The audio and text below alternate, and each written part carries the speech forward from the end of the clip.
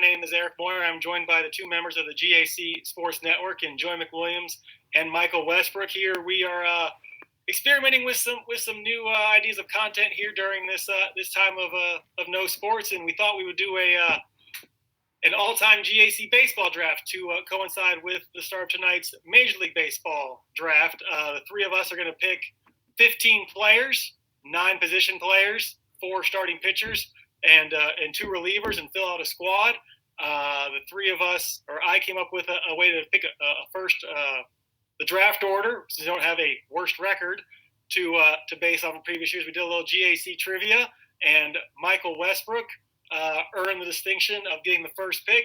Joey will be picking second. I will pick third, and we will snake back around. So in round 2, I'll go first, followed by Joey and Michael through the 15 picks.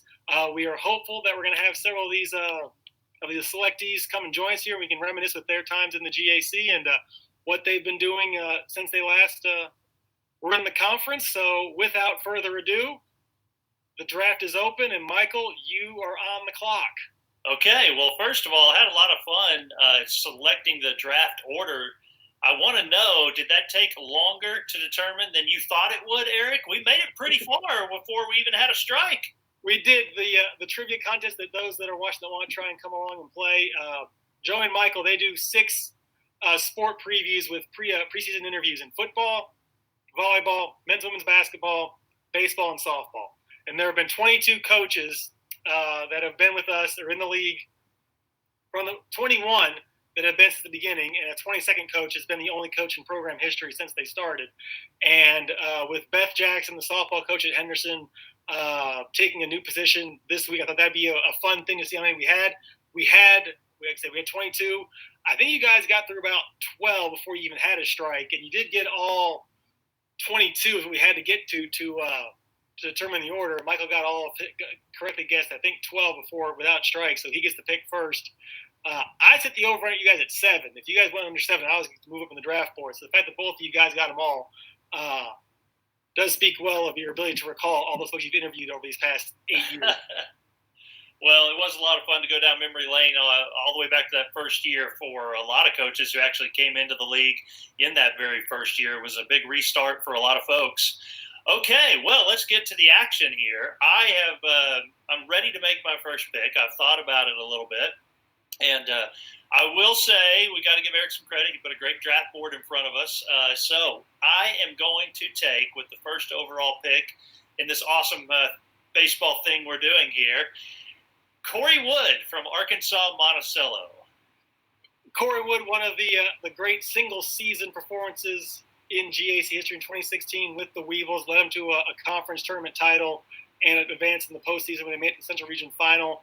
Set GAC single-season records that still stand for home runs with 27, RBIs with 90. Ended up being that year our overall male athlete of the year.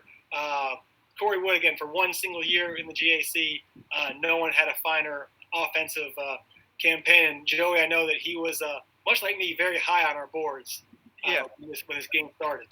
It's very, very high on the board. And don't get me wrong, I know we've got some fantastic arms in the GAC, and we do over the course of these past 9 years, which, by the way, if I may at the beginning also, 2011-2012, that was the first full year of OklahomaSports.net. So, you know, my business, if you will, has been around just right about the same amount of time as the Great American Conference, and been covering since day one of the GAC. Now, that having been said, Wood right up there at the top. But and again, I want to get to the arms here pretty quickly, but with my first pick, I'm going to have to say someone who can put the ball in the field and over and out into the yard as well. With the first overall pick for my team, I'm going to go ahead and take from Southern Arkansas, Trevor Rucker. Yeah, that was kind of the debate between the two. You have the 1-year standout season that Cory had, the 4 years of excellence that Trevor had at SAU. He's our all-time leader in runs scored, in hits, in doubles, in home runs with 42, in RBIs, in total bases, games played, at-bats, even stolen bases. So really an all-around dual threat in the Mule Rider outfield for his 4 years there. I think those were kind of like maybe not the Manning Leaf debate, because we know one ended up being a bust. These two guys were certainly not busts during their time in the GAC. But I think those are the two players that stood out during their time in the league were probably the consensus 2 picks between the three of us when this whole game got started. So Trevor Rucker off the board, 2nd overall pick. So that gives me the opportunity to swing around and take the last pick of the 1st round and the 1st pick of the 2nd round. And with the 3rd overall pick, I will take Davis Ward, the right-handed pitching standout from Ouachita Baptist. And with the 4th pick, I'm going to double up on arms and take from across the street Bryant Harrelson, the standout ready starting pitcher. So 2 arms for me to combat your offensive attack. I like where I stand. What are your all thoughts as we've swung through here? I guess since you guys had the option, what was your debate on going arms or bats over arms? Well, let me say I did not initially clarify all of the rules of this. I wasn't 100% certain how the picks would then rework back to the 2nd round. So I thought, this is going to be great. I'm going to have the 1st and 4th pick, and I can get a bat, and then I'll take one of the great arms at the top. And Joey Eric found a way here to work to his advantage a little bit. So that's okay, though. I wanted a little bit of offense first. We have had so many great pitchers. I knew I could pick one up here in the 2nd round. Well, just to go on the resumes of the guys, Bryant Harrelson, our pitcher of the year in 2017. Davis Ward, our only 2-time pitcher of the year back in 2013 and 14. Davis owns our career record for complete games of 24, with shutouts with 13. He is right up to the top in the strikeout race during his I guess 3 years with the Tigers. Harrelson in his 2 years with the Reddies, he won 19 games, went 19-6 in his 2 years, struck out over 200 batters, and he was 2nd just in his 2 years in complete games with 13. So I've got 2 guys that can go 9 for me. So my back end won't be stressed out too much in our pretend round robin series of games. Yeah, I agree with you on both those picks. And Davis Ward, when I first started getting to broadcast with the GAC Sports Network, was one of those players to get to watch, impressed to see what he could do. But I mean, and I realize there may be a bit of recency bias in that, but just to see Harrelson on the mound and getting to see him in the postseason, very, very impressive. I think he would do well for your team in this pretend league. I think you have a good core to build a team around now. I feel confident if I were to lose game 1, that I'm not going to be so pressed in game 2 to try and work my way out of a loser's bracket with either of these 2 guys. With that said, and hopefully we've reached out to Cory, Trevor, and Bryant to join us here. So hopefully they can join us here in the chat, and they can reminisce on their time in the GAC.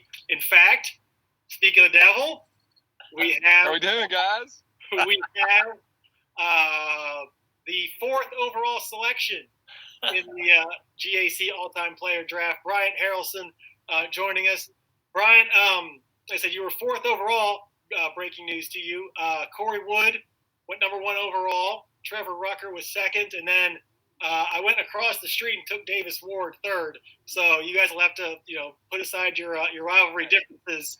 That's fine. We're still on the same team. You're my 1-2. You're my 1-2 combo when we play out this game in pretend land. Brian, just take us to your time at Henderson. What are your fondest memories pitching there in Arkadelphia? Just the atmosphere. I mean, the ready atmosphere down there is unbelievable. You got a great rivalry also between Ouachita and Henderson, and no matter what sport that you play in, it's always going to be intense. The fans love to come out and show, and just the student body. I mean, that's one of the things that you love about Henderson is you can go down there and you can pretty much it's a family, and that's what we like to call it down there. It's a ready family. when you first think back to your time, what's the one game that stands out, whether it's significance or just how dominant a performance you had? I think everyone knows my favorite game is probably when I got hit in the face, just because that never happened before, and so it's just to be able to overcome that adversity in the second inning and to be able to have the game that we did. It was just unbelievable. Hey, Brian, not so much necessarily a question to you, just a memory of all of ours. We remember the 2 years of the conference tournament in Arkadelphia and how 1 year you were up in the press box with us. And that's the best spotting we've ever had in a broadcast because I would hear curveball, fastball, whatever, off speed, and I always knew how to announce it. So appreciate the help there, and it sure was fun to watch you play. I appreciate it, guys. No, as long as I can help out the GAC, no matter what, I'd always love to. So it was a blessing just to get up, being at the conference tournament the first year and seeing how everything was ran. Y'all did a great job, and we owe y'all all the support because y'all make the GAC run. So we appreciate it, guys. Well, we appreciate that. We wouldn't be without the athletes like you and I'm just stuttering my words. Like you guys to be such outstanding representatives of the league, and how proud you are to still carry that banner for us, even in your post-playing career. So, just catching up with you, Brian. How have things been in the 2 years since last taking the mound? It's I've found golf. I've always been a golfer, but after not playing baseball, you got to find time just to get out of the house, find peace, and that's where baseball. I could take all my doubts or whatever, I could take it to the mound. And, if I had any problems with the outside world, once I step on that field, nothing matters. It's just baseball. And so that's what a lot of people in life don't take your outside feelings to your jobs, to your everyday work style or something like that, because, you got to find peace and happiness and just life in general. And so once you do that, you'll be fine. But that's what I love playing golf now. I've always loved golf, and if I can pick up baseball again, I would. I don't think many go to golf and end up finding peace. I think they find themselves throwing clubs and cursing. So you must have struck up a chord quite well with the game. Well, Brian, again, we've all taken 4 players. Who would you take next after those first 4? After those first 4? Yeah. That's a tough one. It's between Hunter Mayall and Claude Johnson. Okay. It's between those two. Cory Wood, Trevor Rucker, Davis Ward, they're great athletes, great guys. Getting to be around Cory his first year there, I didn't get to play against him, but just being around Trevor, they're great guys on and off the field. So I wish them nothing but the best. And, hey, all respect to them guys for getting the top 3 picks. Hey, they deserve it. Well, to fill you in, Michael picked first, took Cory. Joey took Trevor. So I have both arms. So I know that press box, that every time I think maybe – You're making it look good while he's on here with you. I was going to pick you. I thought I had the 4th pick. Oh, it's okay. It's okay. Hey, Eric tried to figure that one out, and so he was like, if I can get 2 arms, that's okay. Everybody doing good, though? Y'all staying safe with this COVID? I think we're all doing our best. Some of us are able to grow our hair out between Michael and Joey's doing the same, I think.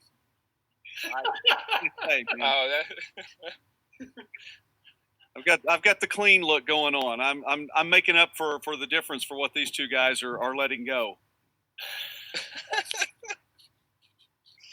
Oh, that's hilarious. Yeah, Michael, the afro is getting a little bit out there. I'm working on my Bob Ross and some other, I didn't realize how many people I looked like. A lot of people have been telling me a lot of different names. So, yeah. Have you picked up painting? Yeah. Not yet. There's some happy little trees. Oh, Lord. All right, guys. Well, I appreciate it. I appreciate you having me on here. I appreciate you to follow along as the draft was out. Let's see if I find some bats to pair up with you and Davis. Oh yeah, if you can just get, I think Claude or Mayall or Hawkins. Hawk's my boy, and then another pitcher. I mean, Luke Tebbets is also a great one. You've got Colton Lawrence, led to the 2015 Reddies to the World Series. Chris Hunt.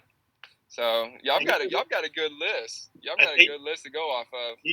I think you're gonna find is you could probably fill out a fourth, fifth, even a 16 of guys that we're gonna end up not picking just by limiting it to. We only picked 15 guys for each of us, so there's gonna be plenty of talent still out there to go around. And we'll let the debates rage on of how we picked X over Y, which is really the point of this stuff. People yell us on the internet. So are y'all posting this on Instagram, Twitter, and Facebook? Yeah, when we finish it up, we're gonna put out the three teams, and again the debate will rage furiously on with it's gonna be. I think there's gonna be a lot of people that are gonna have a lot of high insight on this too, and so that's good though. I mean, that's good. We're having fun. We're just having fun, everybody. Oh yeah, no doubt. No, that's what a lot of people hate. You gotta relax. That's right. The first thing was just trying to come up with a list of just guys that would make sense to pick. So we just took all the, multiple time all GAC players, the all region performers, the all Americans, and kind of started that as a base to give you all a good refresher on everybody. So no one we're picking is going to be the guy. Hey, that guy was a part-time backup bench player. So we're picking all Americans and all region players. So the criticism can only go so far. Right. Exactly. But guys, I appreciate y'all having me on. I'll let y'all get back to draft picks. Y'all have a great day and have a great rest of the week. All right, thank you. Hey, thanks for joining us. Hey, thanks guys. Appreciate it. Well, there you go. There's our first guy to join in reaction to the draft. I think he's okay with where he thought we went. I mean, when he heard who it was, I think he probably would switch him and Davis. Maybe want to be ahead of the draft. No, I think so, but still, I mean, that's you mentioned it. You said it was a 1-2 pick. So one way or the other, 2-1 doesn't matter. 1-2, you're gonna get two quality performances from either one of those guys. Well, with that, we can continue on with the draft. We'll see if we get to hear back from Cory or Trevor before we move on. But we'll bring back into the picking here. That leads us over to Joey for his second round selection. Yep. Number 5 overall pick. And okay, watching those arms go off, and I know there are lots of arms still out there. Okay.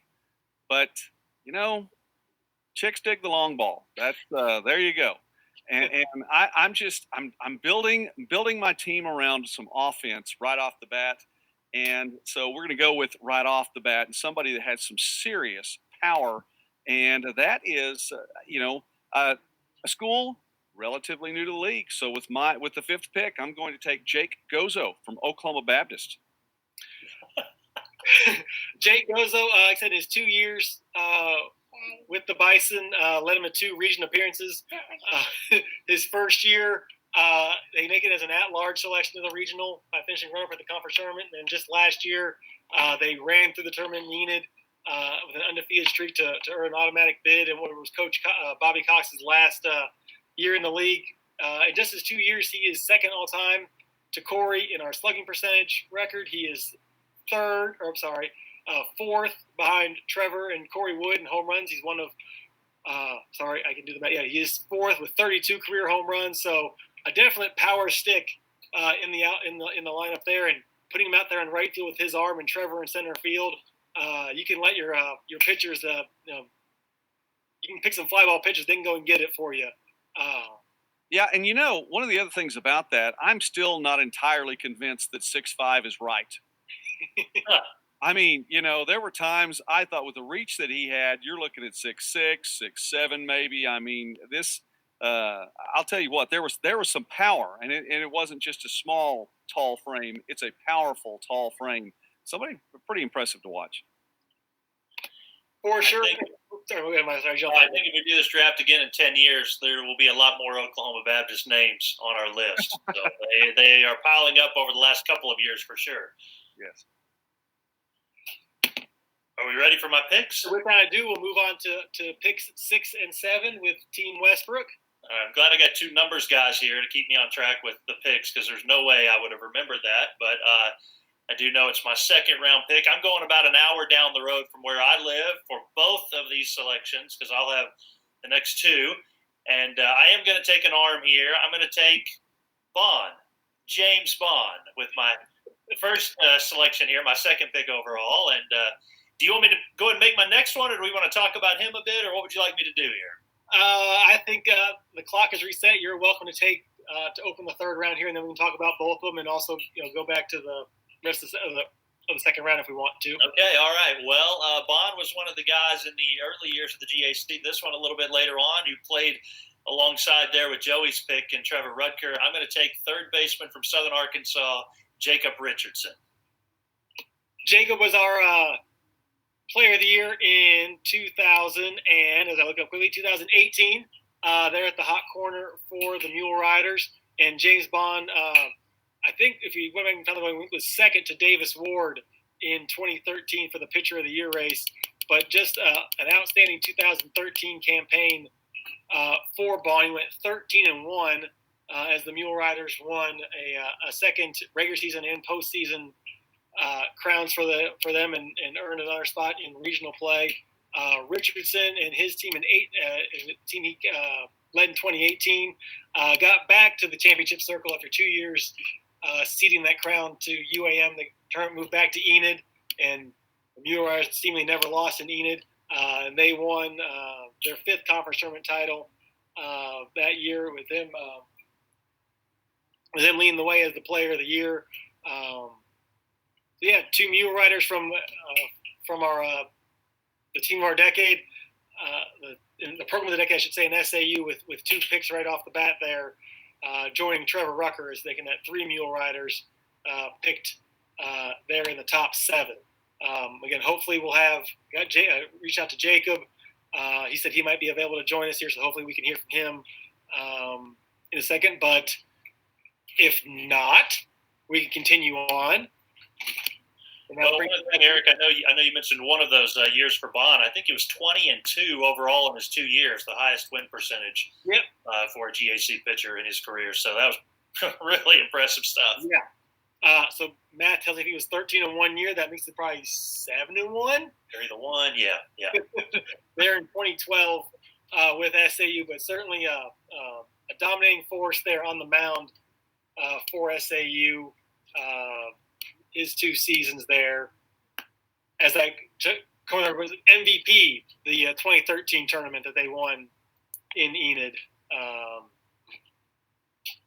for SAU. So definitely he's got some postseason grit to him, and certainly a good number one arm to put insert in that spot when we obviously go to Enid and play this fictional series of games. Right, yeah. Well, we will continue moseying on to our draft if we like. Okay. Move to our middle round there with pick 8. There you go. Youngster likes when Joey picks. Apparently he picked pretty well. That's right. Crowd. When we watched all those NFL drafts, you saw the kids hopping on board, and somebody here is not down for his nap. So Elias is just going to hang out here with us as much as he wants to and help me pick a winning team. Hey, listen, I have 5 kids. I have 2 grandkids. They wander into the broadcast every now and again, even in their 20s, Eric. So, it's okay. I'm fine. I love that. I'm totally fine with that. All right, my third round pick, number 8 pick overall. And if this fictional series is being played in Enid, I don't know that this team has struggled in season play, but I just feel like Bulldogs have a lot to it. And arms in recent times it's really been strong there is John Chidester. I'm going to take John Chidester, the all-time leader in ERA for the GAC. I think he can shut down a team or two. That's my first arm right there. Righty. John, I think, like I said, our career leader in ERA, just over 2.5 for the 2 years that he was on the mound there at Southwestern. First team all conference selection his senior year. I think I'm right that he pitched in Enid in junior college. I think so. Yeah, we'll be familiar with that mound when we go and play this fictional series. We'll say best of 9. We've got 3 teams, so we'll all play 3 times. Why not? And similar to Bryant, Bryant was up in the press box before his career. Yeah.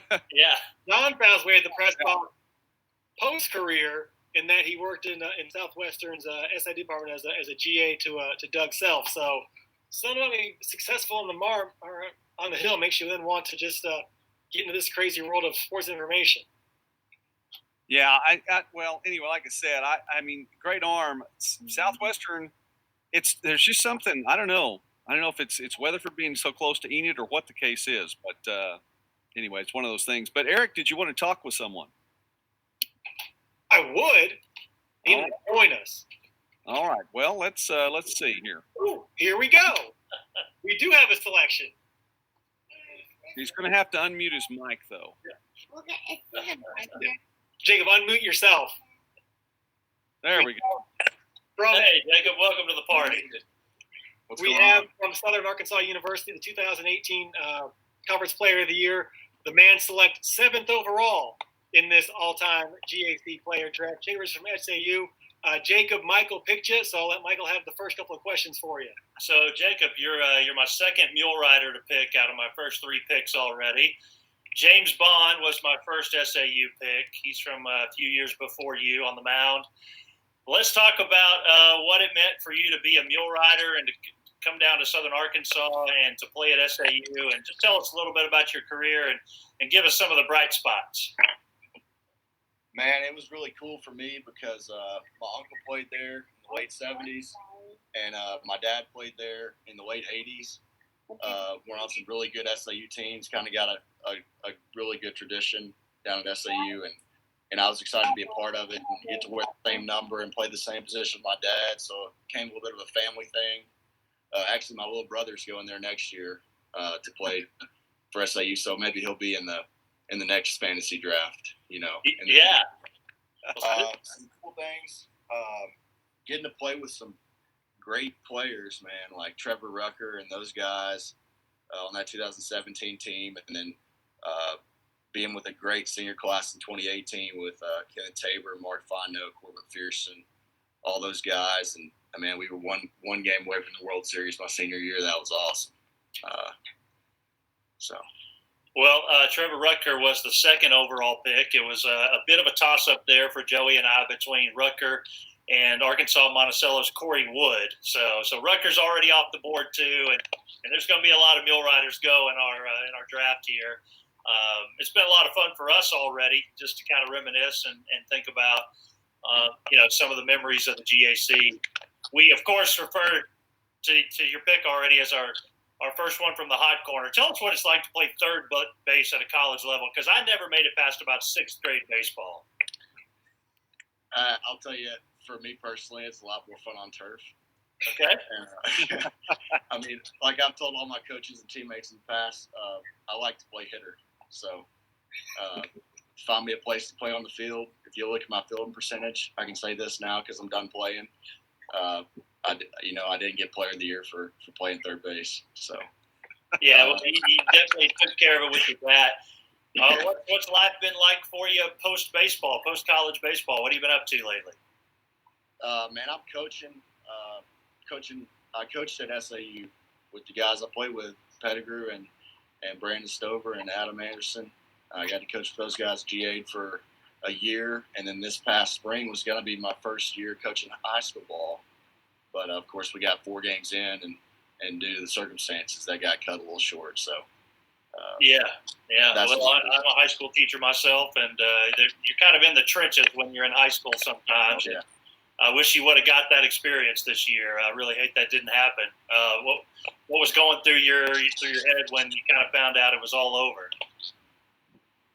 Well, I was like, I just get into this profession, you know. I've known I wanted to coach for a long time, but I finally get into it. I thought we had a good team. The high school I was at this spring, and then it gets cut short 4 games in. I was like, this is something that's never happened, you know, to my knowledge in the history of sports or the world. now. And then it happens my first semester in. But there's a lot worse things that could be going on than getting a little free time to spend with your family and your friends and stuff. So, yeah.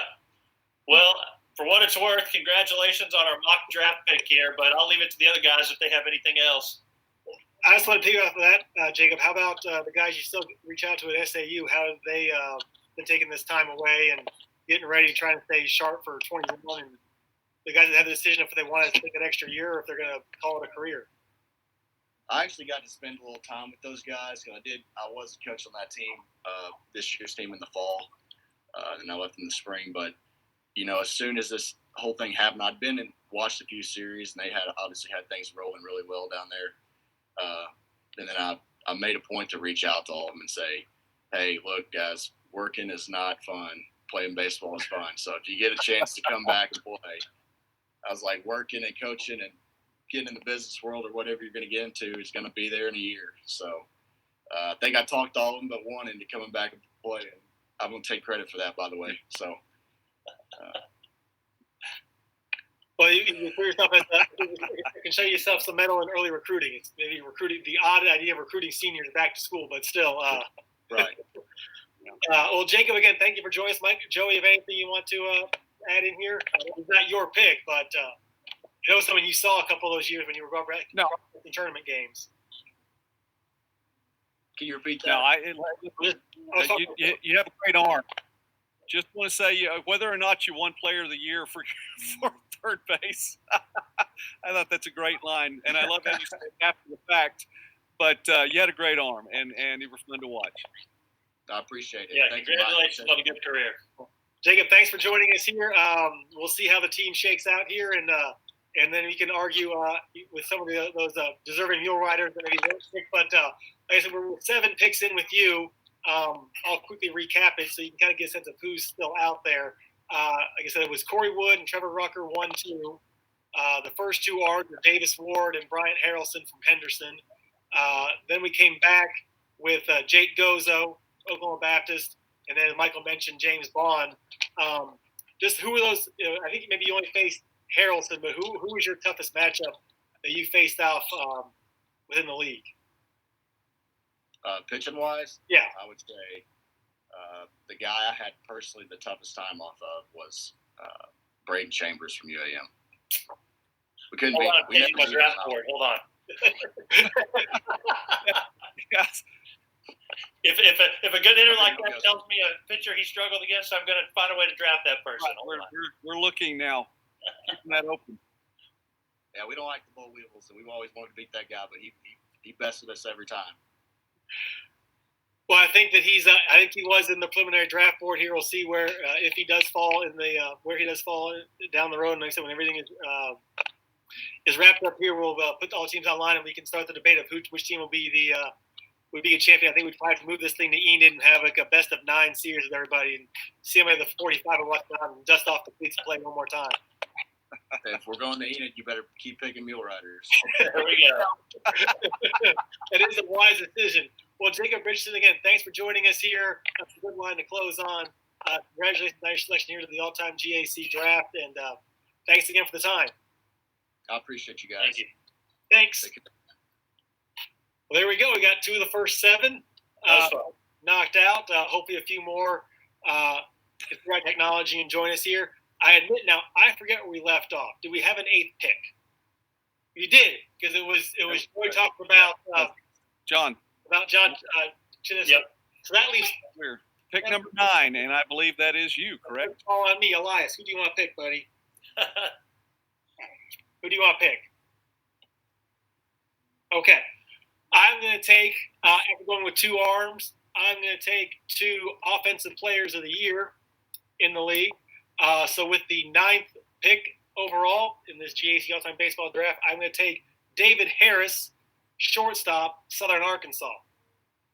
And opening the 4th round, 10th overall pick, I'm going to take Jonathan Freemeyer, outfielder, Northwestern Oklahoma State University. Not a bad pick there. You going to talk about them any, or would you just like to get to visit a little bit? Yeah. So Harris, I was hoping would fall to me at 9. Like again, I think kind of not quite in the Cory Wood manner, because Cory did play 2 years, but Harris just 1 year in the league with SAU. But as you guys saw, I think he's one of those guys you talked about that the ball sounded differently off of his bat. To me, he still has the standard for best bat speed and seemingly the biggest exit velocity when he squared the ball up there. And Enid, I think he hit one that probably legitimately hit those train tracks out there in left field that year in 13. And I know that first regional game they played against Missouri Western, he had a grand slam and a home run as they won a game there. So, and to get him in a position like shortstop where admittedly we've not had a long run of choices to choose from. I think that's why I picked him third overall.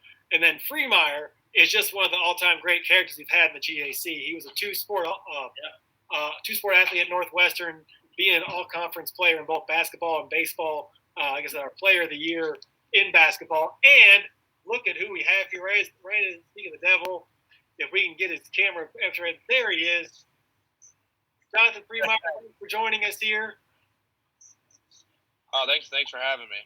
On this all-time draft, you were just picked 10th overall here in our draft. For us, that's the 4th round. We have 3 of us here. So let's open up here. What was your time in the GAC on the diamond? What was your great memories that you take from your time there in Northwestern? Probably my senior year I hit a walk-off grand slam against East Central. Probably my greatest achievement. East Central, that was a big rivalry for us in baseball. I know everyone kind of thinks SWASU is our big rival in all sports, but baseball, we just kind of had a rivalry. It was kind of a cool to kind of walk off with them, because I know every single time we played them, it was kind of a grind, and it was kind of things kind of sometimes got testy with them. So. Well, that's actually, as I was introducing my pick, announcing my pick, that's what I was going to point to, is that your last at-bat at home was a walk-off grand slam. There's hardly a better way to cap a career there with your time there. But just, as you guys were part of that transition into Division II, just what was it like, bringing the Rangers into Division II with your time there? It was honestly kind of sucked. Especially from a basketball standpoint, I played with Daryl. I played with, Marshall, Easy, Woolley. We spent 4 years, and it just, the last 2 years we couldn't really play for anything. Same thing with baseball. Our last 2 years we really couldn't play anything. It's kind of hard to, motivate yourself to go out there and compete every day, knowing that, we're pretty much just playing for regular season. And especially with basketball, we end up being with the best record in the GAC, and your season's done. So that kind of sucked, but it was cool, especially coming from the league that we came in, the senior athletic to the GAC. It was kind of cool traveling to Arkansas, playing those teams. And, obviously, it was cool to play, some of our rivals in SWASU, East Central, and all that. So. Well, Michael, Joey, again, Joe usually saw a bunch of in Arkansas or Oklahoma. Just what do you remember of Jonathan and from his time there, showing him a diamond? Well, listen, I enjoyed watching your time on the diamond. I think that's a very interesting take, and I like your frankness talking about then the transition time, because it's one of those things. It all depends on where you fall, in your time. If you're a freshman or if you're a senior or whatever the case may be, and when you get to play for those last couple of years. And I appreciate that's a very honest take on all of that. But it was fun to watch you play, no matter what sport it was. I thought you brought a lot to the table. Oh, thank you. Jonathan, what other sports did you play in high school? I just played baseball and basketball. My football program in my high school wasn't very good, so I didn't want to deal with that. Baseball and basketball. I went to Kingwood High School in Houston. We were pretty good at basketball. We were pretty good at baseball, so I kind of stuck with those two. The reason I was asking, you'll hear a lot of times of a football guy playing baseball. The sports don't quite overlap. You don't often see the basketball-baseball combo. So I was just kind of wondering. But those are your two interests, and you're able to stick with them into college. That's pretty awesome. Yeah. I always hear that shit, especially with my size and athleticism. I always every time I see something, they're like, "Oh, you should be playing football." Even my wife, she always says, "Like, oh, we could be in the NFL right now if you just played football." Like, yeah, maybe. I said, I guess you're trying to think out loud. I can think of like Danny Ainge that probably seemingly did it close to both levels. And I know, John, you can probably relate to Danny Ainge's speed and quickness, right? Yeah. Well, John, I know, like I said, in your last year there at Northwestern, there was like a free nose campaign with with all the sports you tried. What was the hardest thing that you tried to master for that commercial you guys did with all the sports? I don't know, it's kind of easy, our SID at the time, he's just like, hey, just have fun with it, don't worry about messing up or anything like that. But it was probably volleyball. I thought I had pretty good coordination, but he would toss the ball off, and I just kept hitting the net. I just couldn't get the concept of getting it over the net and get over the side. So that was the only time I had to take a couple takes to do that one. Well, to speak now, I know you're still involved in the game. Just what have you been up to now in your post-playing career? Yeah, I work at Kansas Wesleyan right now. I coach baseball there. I also help in the missions department with them. So I'm living in Salina, Kansas. It's a little different than Alba, a lot bigger, a lot more things to do. But it's a nice little town. And so, how much are you able to still follow how the Rangers are faring? I know it hasn't been the greatest success there in baseball, but I know you just had the Player of the Year last year in Johnny Ponce. Just how much you been able to follow how the Rangers have done since you've left? Yeah, I mean, I follow them a little bit, especially, it's just kind of hard, especially with basketball, because I feel like every year they're going to be basketball coach, so it's kind of hard to stay connected with them. But, I know Coach Bowen's trying to get it turned around over at Northwestern. I know our volleyball team did extremely well this past year. Fred Shaun, I think he's an unbelievable coach. I think he'll definitely get things going on there. That's one thing, we just need one team to kind of break through. I know, Northwestern's, it's a little different town. 3 stoplights, not a lot going on. It's kind of hard to recruit there when you're recruiting, when other teams like Southern Arc and Magnolia and Bethany over in Southern Nazarene, there's a lot better towns, a lot of better facilities, a lot better universities. And so it's hard. It's just kind of get the right fit over there, and hopefully they can turn around. Well, Jonathan, we thank you for joining us here and looking back at your time at Northwestern and to look back at being picked, I said, 10th overall in the GAC all-time player draft. You're on my team. You're our first outfielder. So who else would you want me to pick to fill out an outfield for us? I'm trying to think. I don't know. I think the best player I saw was out there was he's not an outfielder, but Castleberry from Arkansas Tech. Mm-hmm. He was the ball kind of. You talked about Davis Harris. The ball kind of sounded different off the bat. I thought Castleberry he could really swing it. He was really fun to watch. Also Davis Richardson, the catcher from Harding, he was really good. I coached against him. He was hard to call pitches against. He shut down the run game. He was really solid. And Ponce. Ponce is the real deal. He obviously he had a great year. He's an unbelievable athlete. Actually, I coached him for a year. Actually, it was a part of the process of bringing him to Northwestern. He's a 5-tool player. So I wouldn't mind. In a fictional world, running the outfield with him. Works for me. Eric's muted there. There we go, Eric. How about some of the arms you faced during your time in Alabama? Who gave you hard times? I mean, I know you had a lot of success, but who were some of the guys that you didn't want to see on that Friday night? I know 2 guys that got picked before me. I hit home runs on both of them. Davis Ward and Chester. Davis Ward, he was an unbelievable pitcher, but he was really, to me, I actually really enjoyed hitting off him. He threw strikes. That's one thing I really, really appreciated. But from actual standpoint, honestly, I don't really feel like I had too many guys that kind of gave me struggles. Pretty much any time a subby came, I didn't really like him. But from the top of the GAC arms, I felt like I had a lot of successes. If you look at the numbers, I just hit a home run off of, and so did Davis Ward. Yeah. So, well, I can tell you don't have to face Davis Ward in this fictional game because he was my first overall pick. So you'll be that's good. You'll be in back of him playing defense and kind of give him some run support. There you go.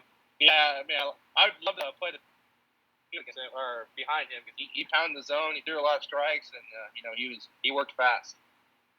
Well, Jonathan, again, thank you for taking the time to look back and reminisce on your time in Northwestern. And again, congratulations on being selected to this all-time team. Again, best luck there in Kansas. And thanks for joining us. Awesome, thank you. Yeah. So there you go. Just a routine interview there with no interruptions whatsoever with the great Jonathan Freemeyer. Standard operating procedure, man. He is. We mentioned it on there. I think, for those that can go and find it on the Northwestern Archives, his Freemeyer Knows, when they did a parody of the Bo Jackson stuff, was very funny. And I think he was just a great character that we had in the league. Oh yeah. And well, you talk about offense. I mean, we're talking about offense on the diamond. We're talking about offense on the court. I mean, guy could score. Just flat out, he could put points and runs on the board. So anyway. With my 2 picks there and me having things totally under control here, I'm going to cede the next 4 picks to Joey and Michael here as we wrap up round 4 and then wrap around to start round 5. So, Joey, you have the board. With my 4th round pick, which is pick number 11 overall, I'm going to go with Alex Pimentel from Southwestern. Back-to-back Bulldog picks there for you, right? It just worked out that way. I feel like I have a good arm there. I know I need to get a little bit more. I've got to put some more there on the mound. We'll look into that a little bit later. But I just, I think there's a lot to be said for a quality infielder, somebody who can swing the bat as well. And I think, at some point in time, I've been building around the offense, but at some point in time, man, I've got to have some players that can take care of business in the field too. So I'm bringing in my first infielder in Pimentel. Well, we said a 2-time first-team All-GAC selection. He was actually our inaugural Newcomer of the Year winner in 2018 for Southwestern, earned All-Region honors. Like I said, at shortstop there in his 2 years there, and ranks way up there on our all-time list. I think in batting, I think he's second or first in all-time average, hitting .379 in his 2 years there. Just a great shortstop there for Coach Saunders and Southwestern. So certainly a strong pick if you're starting to build your team up the middle with Rucker, center field, and now Pimentel at shortstop. So, yeah, and by the way, Eric, you were talking about Rucker. Well, hey, listen, let's go ahead and see if we can bring him onto the broadcast now. Trevor, welcome aboard to our all-time GAC baseball draft. Spoiler alert: you were our second overall pick. We went number 2 to Cory Wood at UAM, and the person who picked you there, Joey McWilliams, is second. I know he's got a couple questions for you as you join us here. Yes, sir. Trevor, thank you for coming on. Always beat me out. Hey, what was that? Cory Wood, I feel like he's always beat me out. Hey, I did pick Cory Wood, but I have the most mule riders on my team at this point. Does that help? That means something, I guess. I mean, he could have had one more, but I don't know what that says that he didn't pick you. But I cede the floor. Go ahead, Joey. That's all right.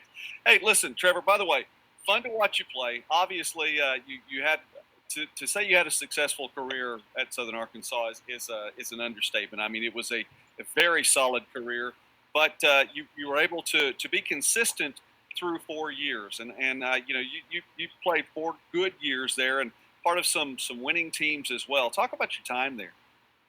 Man, I really enjoyed it there. I couldn't ask for anything else. The family environment, the coaches I went through, and then the buddies I met and friends I made for a lifetime there. Everybody wants to, pursue baseball after college, of course, but as for being in college, I couldn't have been anywhere better.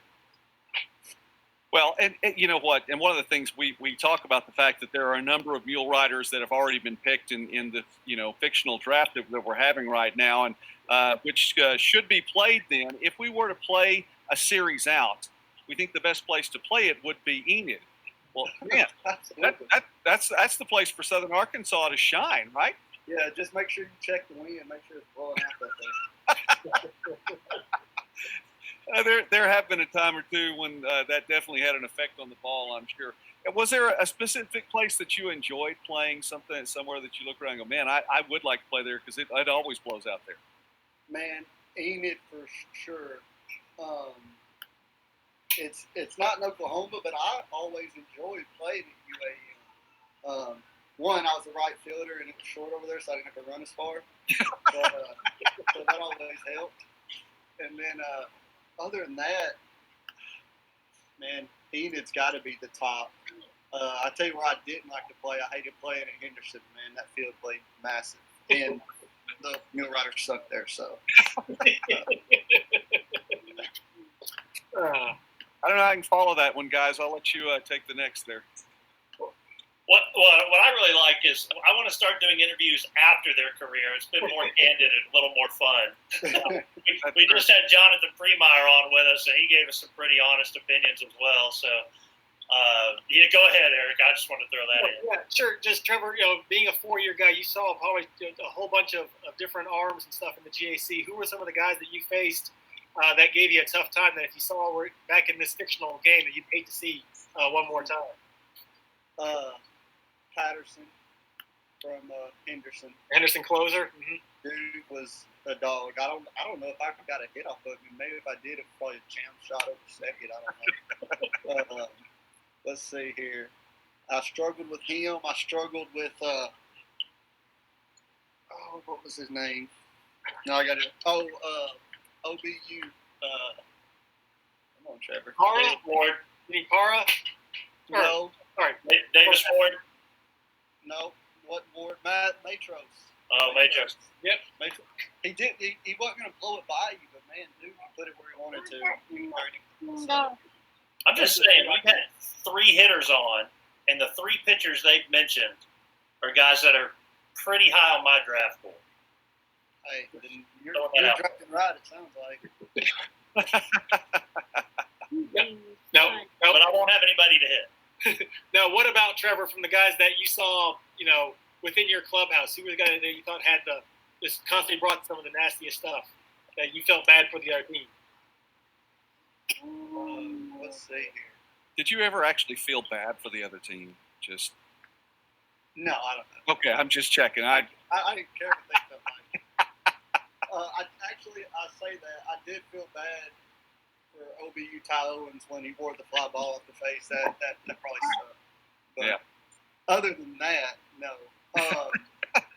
Man, Shag Larson was pretty good. Well, I guess his first name is Shag, huh? But and then trying to think. Trevor, I forget who hit that ball against OBU. Yeah, that was me.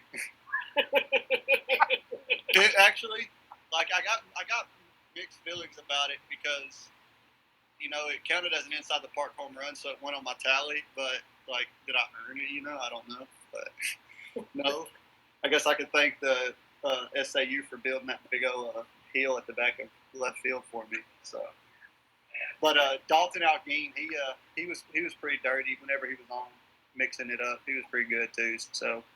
But other than that, Jared Field, when he was healthy, I saw him. I batted against him one time, and I saw 3 pitches and walked back to the dugout.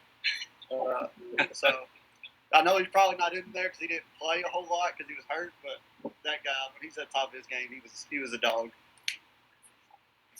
Yeah, I feel like I remember him his last year, maybe when we were back in Enid. I think he came out of the bullpen and it was just blowing smoke past a bunch of guys. Yeah, I think he made it that inning and his arm probably fell down again. So.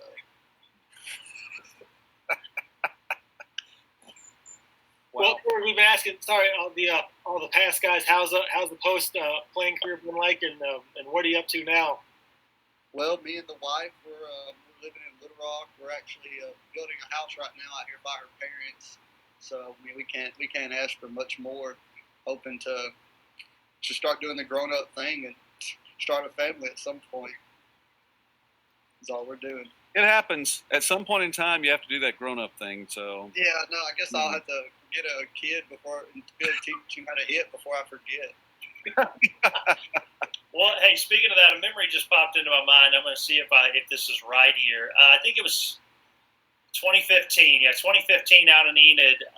It was either a rain delay or an if necessary game or something. We had to play an additional game, I think. And I feel like your first at bat was a home run, kind of to start that championship game. Do you remember that? Does that sound right? Against Arkansas Tech. Okay.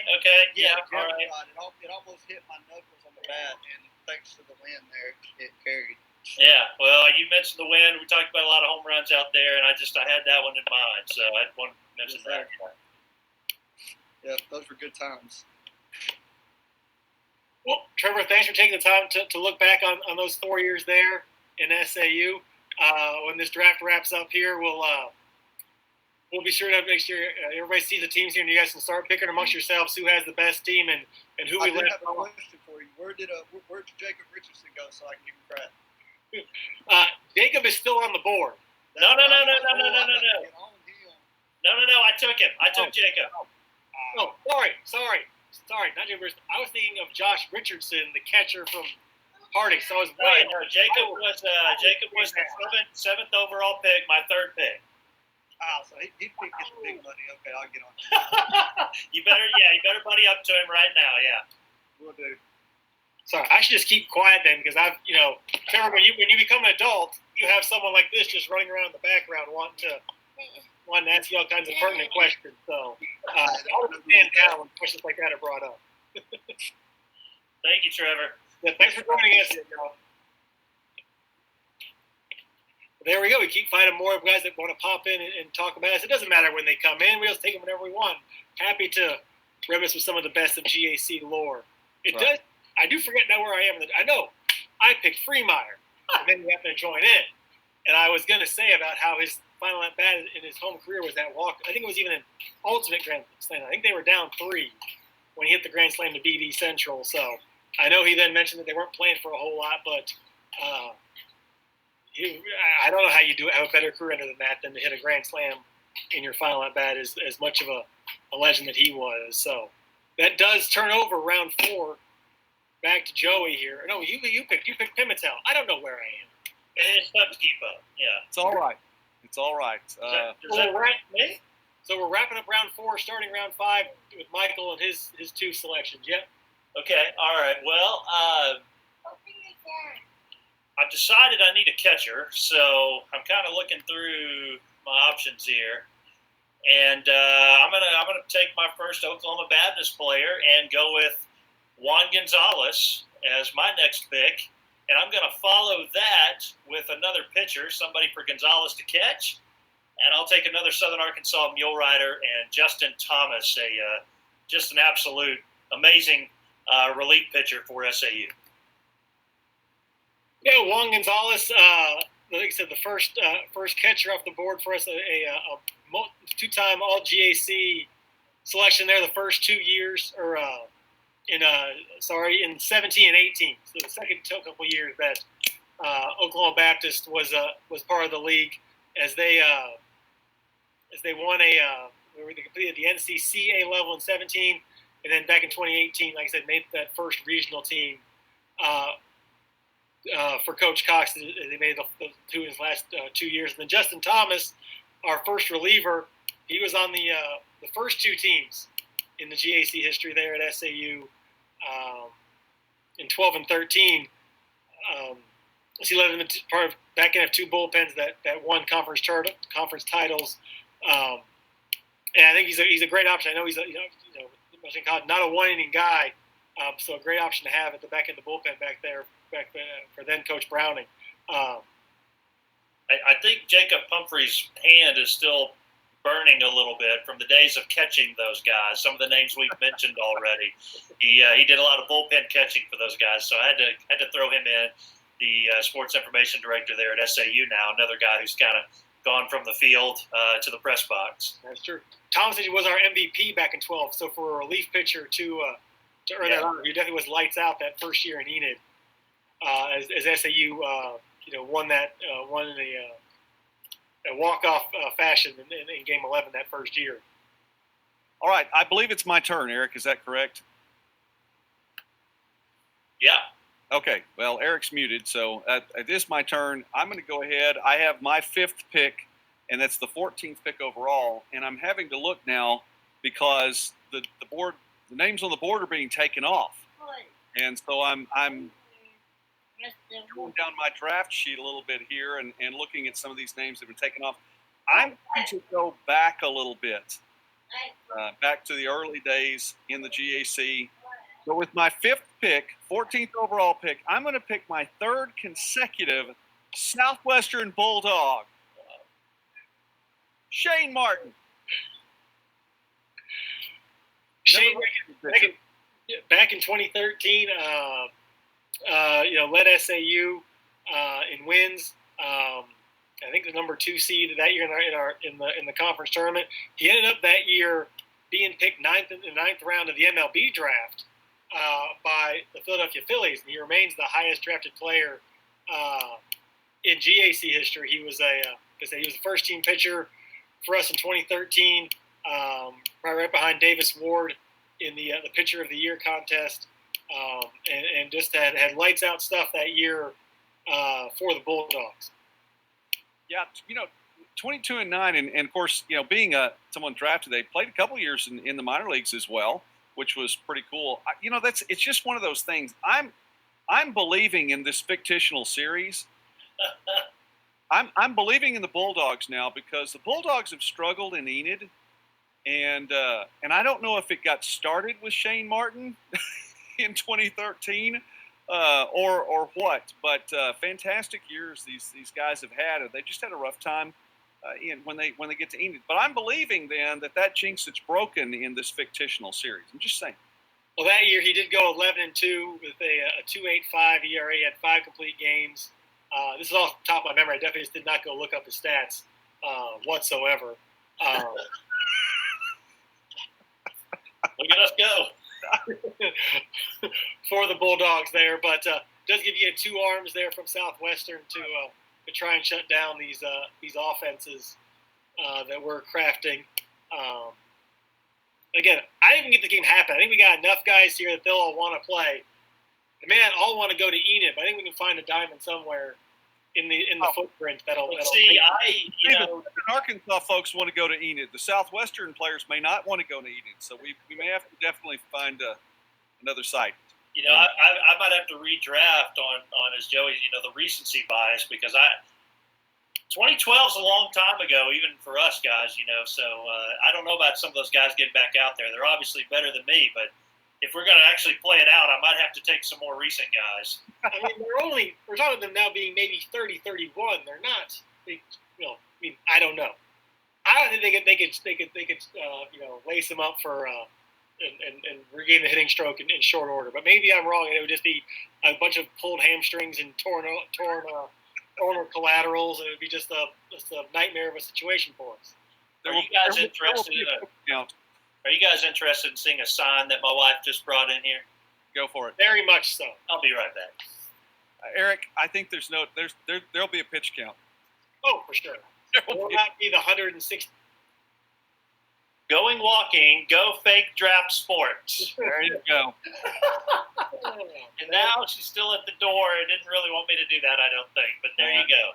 That's appropriate. Shout out to Mrs. Westbrook. Yes. Wonderful, lovely lady.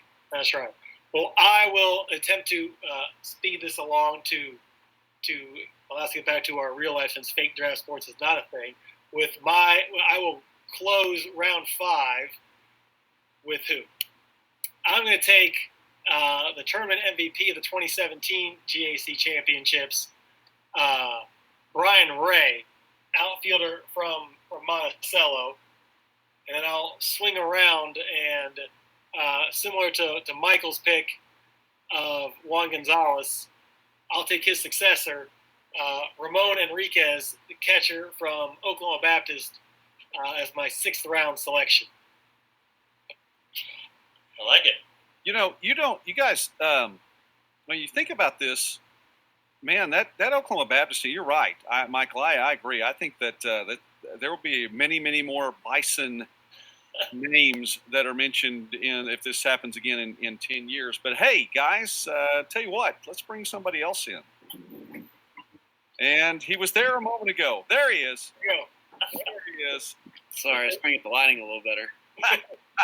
We have here his name was just called here in the 5th round of the GAC All-Time Player Draft, Shayne Martin from Southwestern.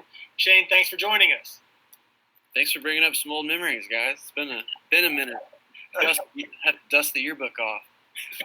Well, hey, Shayne, you weren't my pick. I'm going to leave the floor to Joey in a minute. I wanted to say we were now debating, okay, do we get to take the stats with us if we actually played out this fictional series, or would it be your current status and ability? And so some of the older guys are getting left behind a little bit, you know. Right. Current stat. They had an alumni game. Yeah. In October, I was not allowed to participate because it was still coming out well, but I was a little too wild. So I got to play catch. I got to play catch, but that was about it. Well, hey, listen, Shayne, I know you're a hometown boy there, and getting to play there in Weatherford. First off, just talk about that for a moment. How cool was that for you to get to play there in front of a lot of folks that watched you play for many years before? Yeah, so initially I wasn't that thrilled just because I wanted the experience everybody else had for college, getting to move away and do your own thing. It ended up being probably one of the best things I possibly did. Just getting home cooked meals most of the time and stuff like that. But it was good. My high school baseball team, Weatherford High, had tremendous history there. A lot of several professional athletes out of there.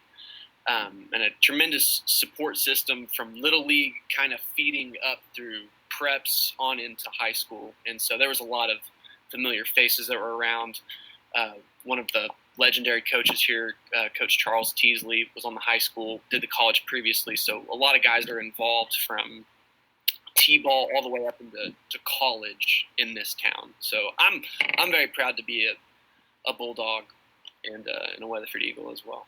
Well, and you've represented both quite well, and then on to the next level too. We were talking about the fact that you were taken by the Phillies in the 9th round, and to this point, that remains the highest GAC baseball player has been taken in the Major League Draft. Talk about what that was like, and then playing a couple of years in the minors. Yeah, what was that like? Man, it was a dream come true. Everybody. I don't know if it's 2nd or 3rd grade, they ask you what you're going to do when you grow up, and I just wanted to play baseball. That was pretty much it. So when I got a chance to do it beyond, paying for an education here in school, it was a dream come true, and it was way different than I thought. Big league guys were always around, whether they're rehabbing, spring training, you're right next to them. So I got to brush shoulders with some, famous guys that make a lot of money. So, dream come true. One of the best experiences of my life. Like I said, I didn't really talk about it too much.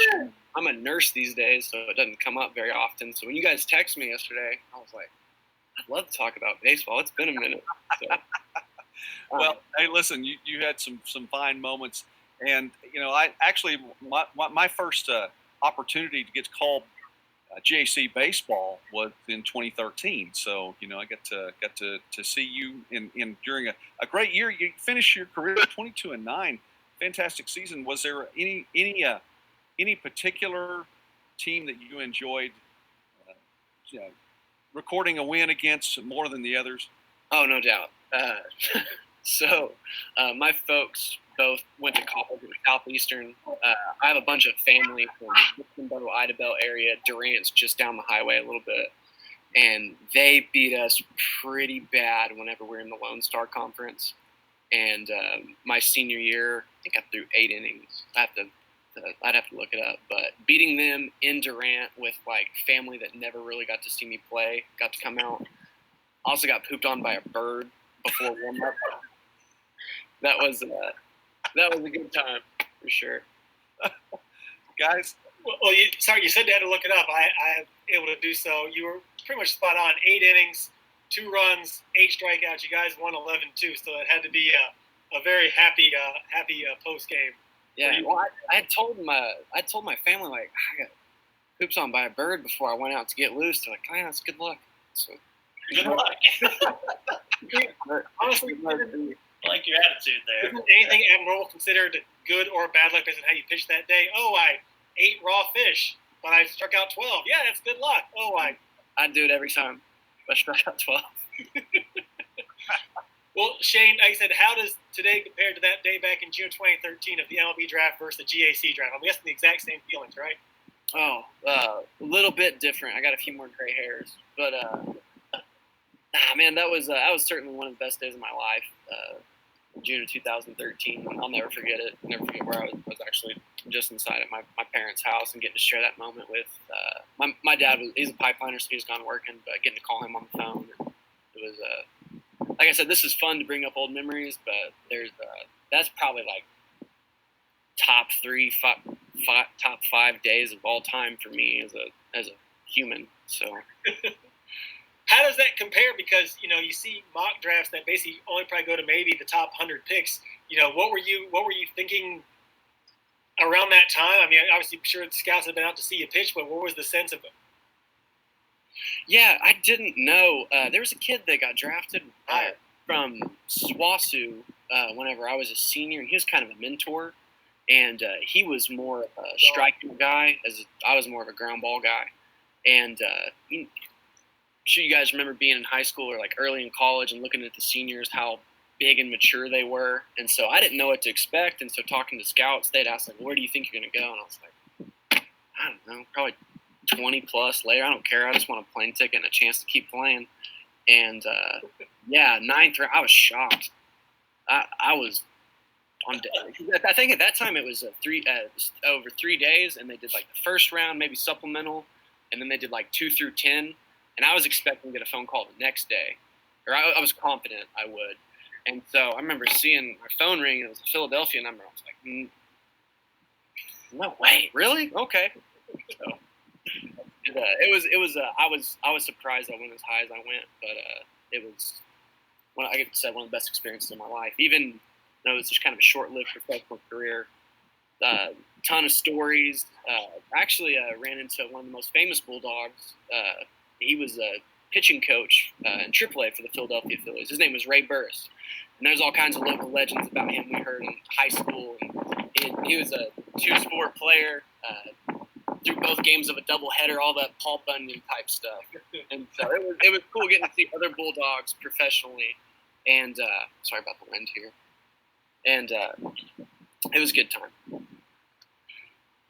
Well, you mentioned the nursing now being in your career. When did that become your path, and what led you to it, I guess? Yeah, actually just a pretty benign conversation my freshman year at the baseball field.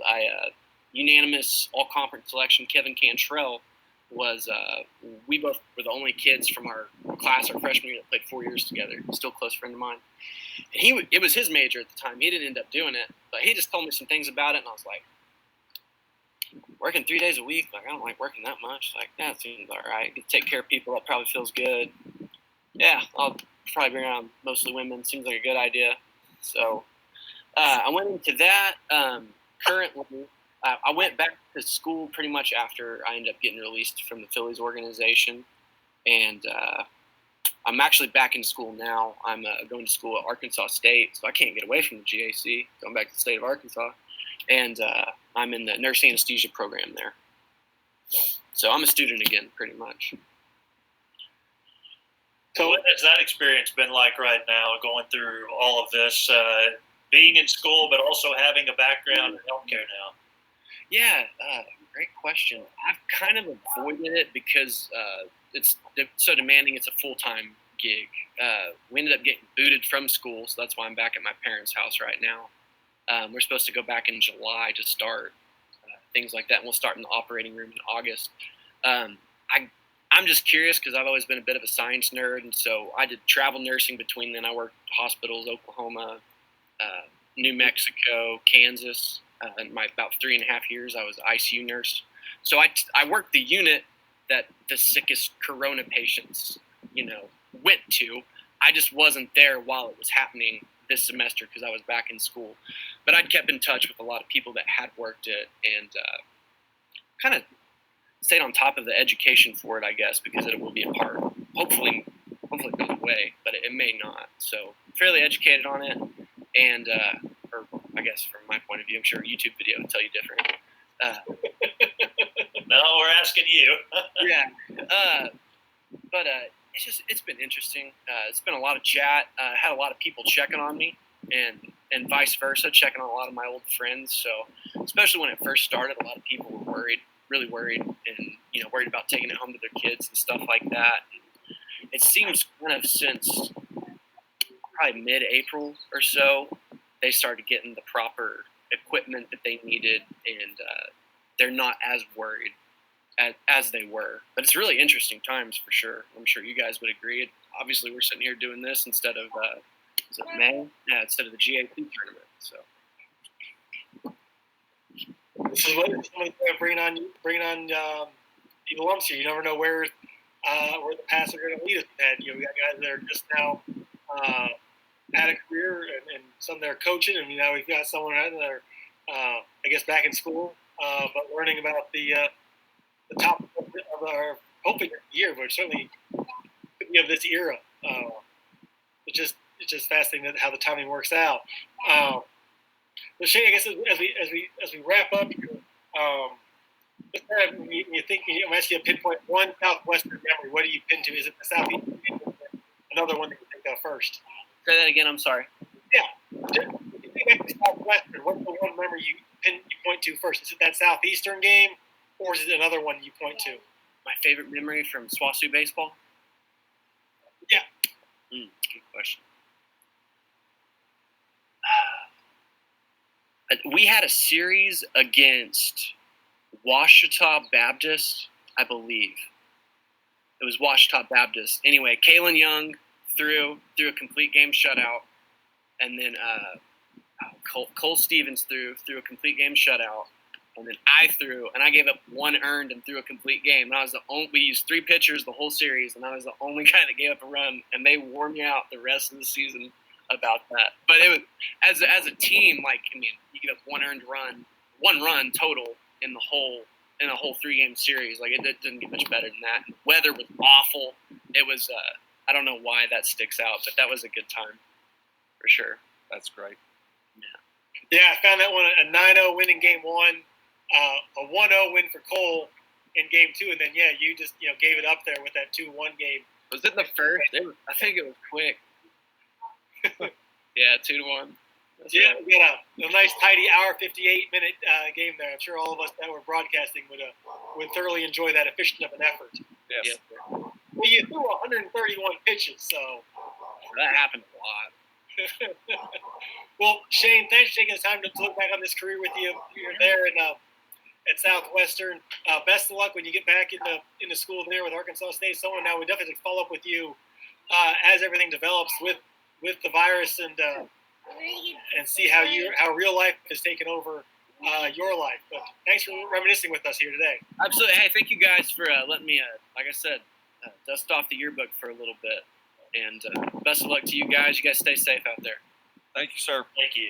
All right, cheers. Hey, Eric, look at that. We've all been fast. For real. I've enjoyed the interviews. Yeah. Hey, Eric, we have one more. Sure. One more. Come on. We're going to bring one more into the screen now, and another recent pick, and I believe he's yours. Yeah, Ramon, thanks for joining us here on this GAC player draft here. Thanks for joining us. Where do we find you today? I'm actually back home. I'm back in San Francisco area. Just tell us how that's gone since the season ended. So abruptly there in March. Now being in San Francisco, how is how have you been able to get by? It's been tough. I actually stayed back in Oklahoma for a little bit. I didn't really want to leave it, and because I didn't know what was going on, especially at being the senior and all that stuff. I was like, I'm gonna just spend my last little couple of days back in Oklahoma. I'm just like, all right, well, I'm gonna just reminisce for a little bit. And then they said we were allowed to get another year, so I was like, all right, cool. So I might just go back home for a little bit. But now we're stuck in quarantine for another month, so I feel like I should have just stayed back over there. You're our first current player to be selected there, so you do have a bit of a different perspective here. But just take us through those couple of days back in March with the shutdown. Where were you guys getting ready to go play, and then how quickly when the extra year of eligibility was announced, did that change your thought process for 2021? We were actually on our way to Searcy to go have a little weekend series against Harding. And right when we got off the bus, our coach, he had a little meeting with us, and he was saying, I don't know what's going on, but as of now, we're now playing the rest of the year, boys. And right then and there, I was like, man, I'm turning into an adult now. I think I got to go to the real world.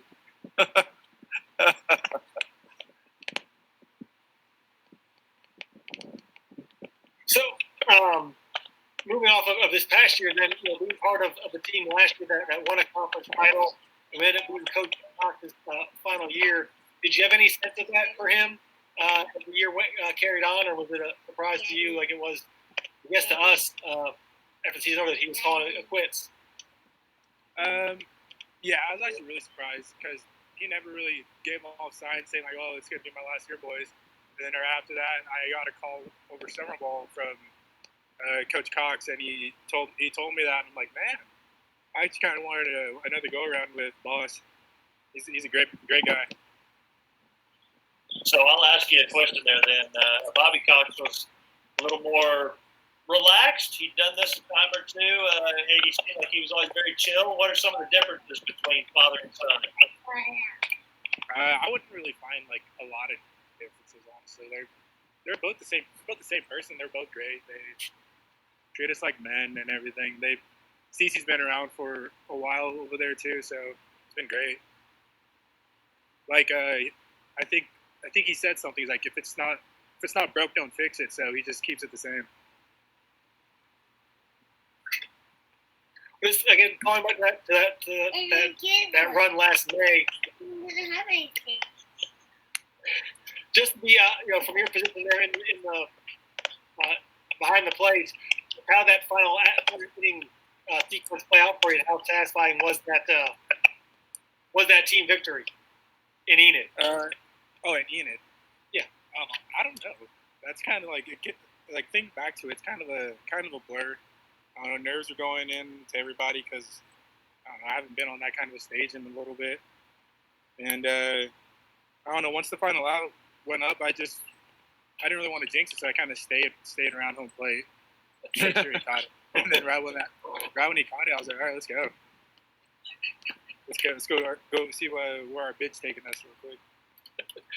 Well, we're kind of recapping a few of our picks here. I'm going to let you know that Juan Gonzalez has already been picked. That's a former Oklahoma Baptist catcher. Jake Dozo's been taken. So, as Eric said, you're the first still current player. Everybody else has been former. Their career's already ended. Tell me about maybe some of your teammates, some of your memories with those. What sticks out to you as something that you can use or remember going into what will be another year for you? Oh man, there's a ton of them, but I don't know, just day in and day out catching like all those guys, especially like Jake Lepetsky. He was our ace for the past 2 years, about to be our third year with him, and a couple other guys like Raul Rizzo, and then one of my other good buddies, our third baseman Caimano Bartolome, who's had a terrific year this year, and it's sad to see that kind of year had to kind of go to waste, but. They're coming back next year, so it's gonna be great to see some more memories that we could go with them. I was just gonna ask, what the percentage of your class? How many are looking at coming back? How many are still wavering on decisions? And how's it looking? So far, every single senior is coming back except our center fielder. That is bad news for the rest of the league then, because you guys are off to a terrific start. You had a great core of guys there. You had started off this season. Well, Ramon, we thank you for taking the time to visit with us here again. You are you have the honor of being our first active player picked on this all-time GAC player baseball draft. When the teams wrap up here, we'll put it out on social media, and you guys can begin to debate which one is the best. But I like you're actually on my squad here, and I like the team I'm building here, so I'm going to be selfish and obviously like my squad. But thank you for visiting us with how these years have gone. And look forward to seeing you again here in 21. Thank you, sir. Thanks for having me. Thank you. All right. We are. It's been a while. We've been back-to-back interviews, and I you never know where it's going to land. If you reverse them, who knows what stories you get out of both Ramon and Shayne, but the extremes in that Shayne actually does go back to the Lone Star era, where Ramon being an active guy. It is, for being only a 10-year-old league, you do have a vast array of experiences that we've had. Who knows where we'll do this in 2030? I don't want to. I want to be doing real things. Not this isn't real, but your sign did say fake sports. Well, that's that's. Or was it fake draft? Fake draft real sports or fake sports? Yeah, go fake draft sports. Here, one more time. Hold on. Here we go. There we go. Perfect. So I think I think Ramon was my last pick. I don't think we had gone back to Joey. No, we haven't. That would be pick number 16 overall, and we are now in the 6th round. And I'm going to go with take a second baseman. I'm going to complete my middle infield here. I'm going to take a second baseman from Arkansas Tech, Cesar Abreu.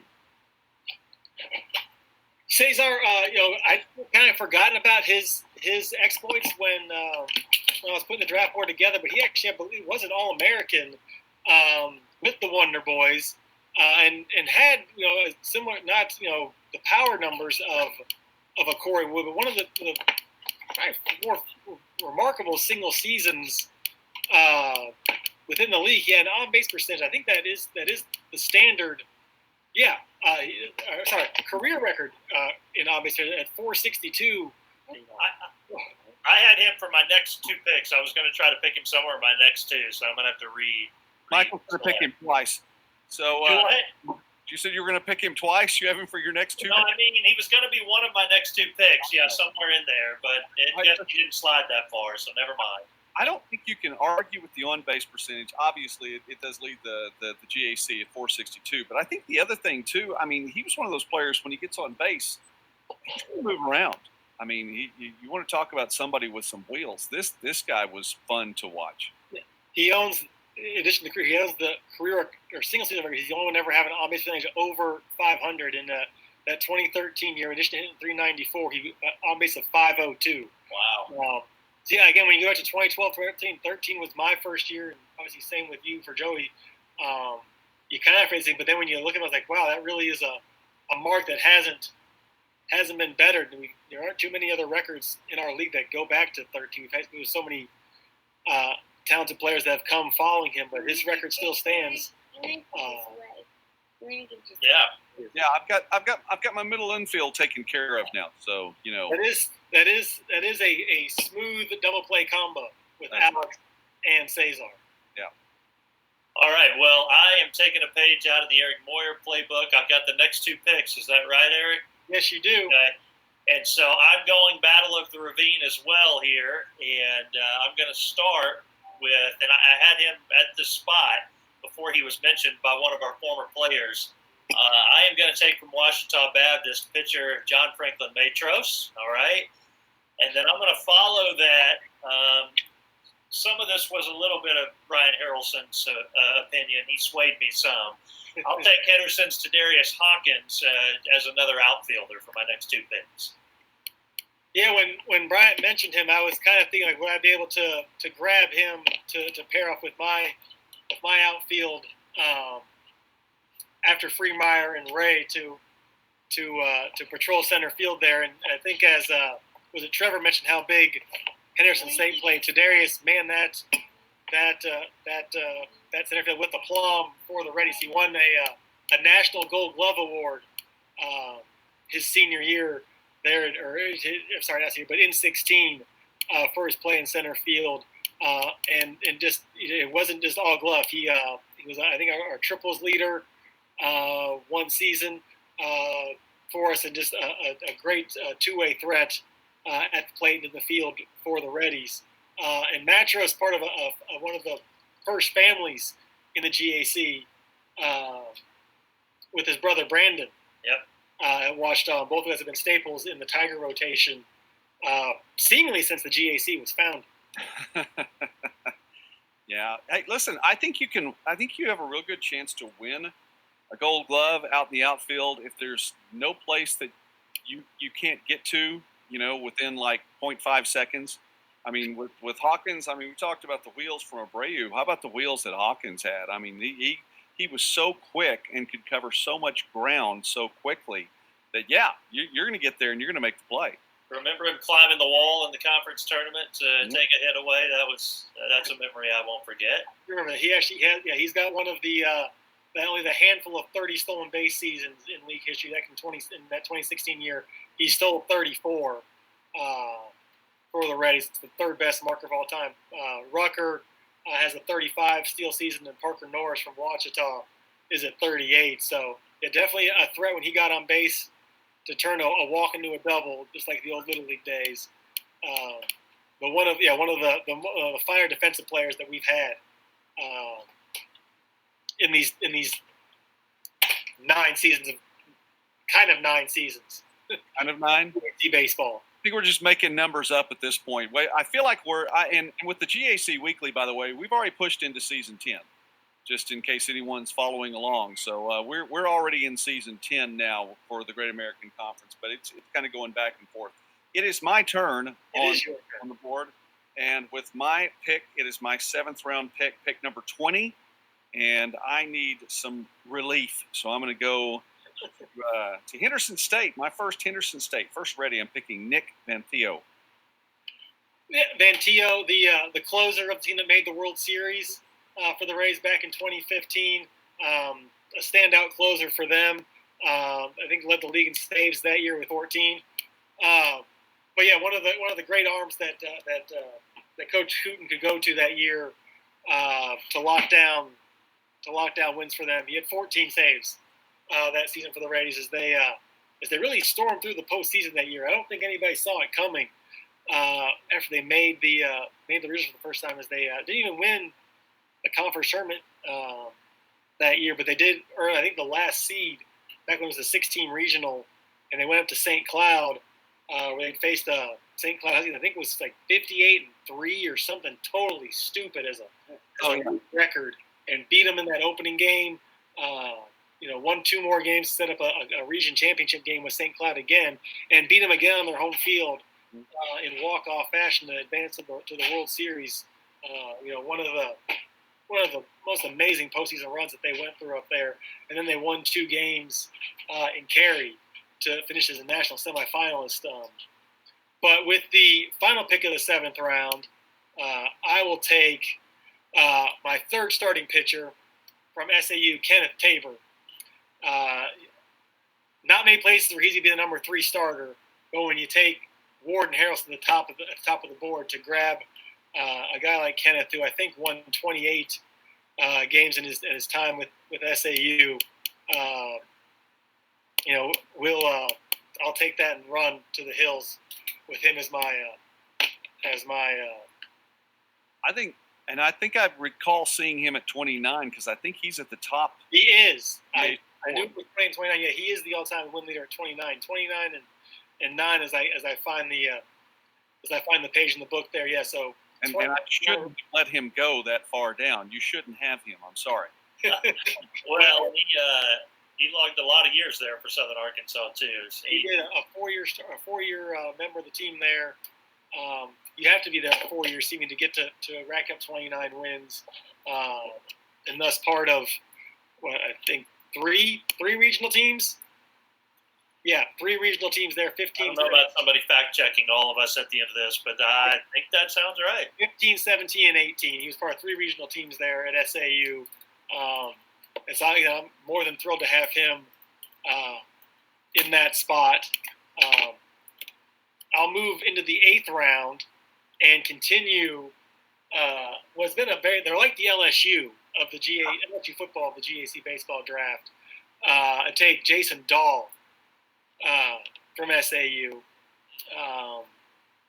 His name was cemented in GAC lore that first year when he hits the game-winning home run in the final game of the GAC championships to win the first one. Okay, well, let me see. You were my pick. I'm gonna ask you a couple of questions. Let's see if we can hang with me for a second here. I think I got the numbers right. I think you're the 19th pick in our draft we've set up here. Your teammate Brian Harrelson has already gone off the board as well. Eric picked him earlier. My buddy. A couple other readies who have been tossed around, so there may be some others. But we just want to chat with you like we've done with some of the other guys and ask you some things about your career at Henderson, your time there. Tell us maybe, for starters, what was one of your best memories. I think we've got a pretty good idea, but give us some of your memories of Henderson. Man, I got a lot of them. I spent a lot of time there, between undergrad to my master's. So, I spent the full 4 years there, redshirted my first year. And I've got a few memories, some I wish I could have left behind, and then others that, I'll never forget. So, obviously the biggest memory for me is going to be that World Series run that we made. I mean, if anybody on our team from that year says otherwise, me and them might need to have some words. So, yeah, man, that process was the best thing, that we had going there at Henderson was that World Series run. Yeah, absolutely. And more questions about that to come from the other guys. Hopefully you can hear them. And also, refresh my memory, did you graduate, was that your undergrad or your graduate degree right before one of those tournament games? So it was my my master's degree. Yeah, that was one of the tournaments that was held at Henderson, right? Yes, sir. That was one of the first. Digging through that experience of there was a lot of your teammates that you were there with, and you kind of finished that academic career. You still got a couple baseball games left. What was that like for you? Yeah, man, that was crazy because you're sitting there nearing the end. We obviously in the tournament, but that's always a fight to the death. From top to bottom, you never know. And so, having those teammates be able to look over and be able to see that, because one thing that I always wanted to leave with my teammates was that, there's life beyond baseball and there's other things that you have to do, especially, at this level. Now, you're from Commerce, Texas, right? That would be correct. Yes, sir. Okay, so you come over to the Arkansas side of things. You become a ready. Take us through your decision to end up at Henderson and just kind of some thoughts on how that worked out for you. Right. So, I was a dual sport athlete when I went to Henderson. Initially, the football team, they were trying to recruit me, but they thought I graduated in 2012 and not 2011. And so, I'm trying to make my decision. I have a few other schools. I have bigger schools that I could have gone to play football at, for instance, Texas State. But I was more about baseball. Like that's my sport. And, I didn't really want to go play football somewhere and get beat up at a big school when I could get the opportunity to go ahead and get school paid for and play ball. Right. And so I get to Henderson and I'm doing baseball, and all of a sudden a coach from football calls me and he's like, "Hey, what's going on here?" He's like, "We thought you graduated next year. We've been recruiting, whatever." And they were like, "We were going to get in touch." I was like, "No, I'm on campus. I'm already here, playing baseball." And they're like, "Well, do you still want to play football too?" And I was like, "Yeah, of course." So I went out. And so because I redshirted my first year for baseball, I went out in the fall, for football, and split spring between baseball and football. And man, that was rough for me. It was. It was rough. I was sleeping sometimes 4 or 5 hours between 6 a.m. for one sport, 8 o'clock, 9 o'clock waits for another one. And so I was always on the run my first 2 semesters. And ultimately, I had to make a decision. I had to say, hey, we're not in high school anymore. I can't play everything, Okay, so let's go back to that World Series, and I'm going to step out of the way if anybody else has questions. But from the conference tournament to the regional, going up to Minnesota, and then the College World Series, is there one game in that stretch that sticks out to you as a memory or something you remember the most? Oh man, most definitely. It was big for the the World Series, in its entirety. But the particular one that jumped out for me every time is going to be the final game against St. Cloud. All right? I mean, the first one jumped out as a memory because going in there, we're the underdogs, that was without a question. And, I mean, we looked at their numbers and, everything that they had going on as far as statistics and everything, and it just didn't make sense. It was mind-blowing. I mean, it was crazy. And, the first pitcher they threw against us had like 0.6 or 0.9 ERA lefty. So we're thinking, oh, who are we facing today? Is it Clayton Kershaw? Like what's going on here? And, but we still came out with the mentality that it was any man's game on any given day. And so that first one was kind of a surprise. But the big one was the comeback that we made against them. Because, we had the rain delay. We're trying to figure out who's putting the tarp on the field. They have no clue because they didn't have one. They had to ship one in. We had to help them get the tarp on the field, right? And, going in, if we're being honest here, we were talking about preparing for Game 3. All right, we were talking about preparing for that final game, see winner takes all. And, because at that point, I believe it was like 10-2 at that delay. And, we said, we're going to come back and fight, but guys, if we got to save some energy, if we got to save pitching, we got to be smart here. Coach Hooten kind of had that in his mind too, but he knew we were going to fight regardless. So once we started making those jumps on them, and you could tell they were getting frustrated. They were out of their element. They weren't doing all the yelling they were doing before, And at that point, we figured, all right, it might be now or never, because if we come back for another game, then they're going to probably have the pitching ammo that we don't. They're going to have, they may be better prepared for that than we would. And so, we slowly make that comeback. And the most distinct memory of my career, and that will ever be, Coach Hooten coming to the dugout trying to figure out if he wanted to pinch hit for Andrew Reynolds at the time. And, he looked at me and he's like, he gives me the old blow of air and the rub of his head. You guys have seen that plenty of times.